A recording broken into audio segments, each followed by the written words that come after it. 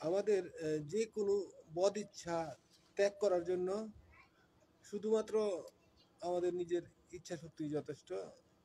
যদি আমরা ইচ্ছা করি বা চেষ্টা করি, যে কোনো ধরনের আমাদের বদ অভ্যাস আছে, সে হোক নতুন বা অনেক পুরাতন, সেটা সহজেই আমরা ত্যাগ করতে পারি বা ছাড়তে পারি।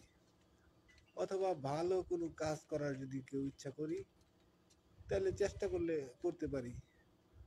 মূলত ইচ্ছা শক্তিটা আমরা আমাদের কাছে একবারে স্বাধীন, বা এটাই আমাদের একটা শক্তি যেটা আমরা যেভাবে ইচ্ছা সেভাবে ব্যবহার করতে পারি। বিশেষ করে যে কোনো বাজে কাজ ত্যাগ করার ক্ষেত্রে নিজের ইচ্ছা শক্তি প্রয়োগ করাই যথেষ্ট। মানে জাস্ট ইচ্ছার একটা ব্যাপার আর কি, যে আমি ইচ্ছা করলাম এখন থেকে আর এই বাজে কাজটা করব না বা এইভাবে চলবো না। শুধু আপনার ইচ্ছাই যথেষ্ট যে কোনো মন্দ অভ্যাস বা মন্দ কাজ ত্যাগ করার জন্য। আপনার ইচ্ছাই যথেষ্ট। ধন্যবাদ।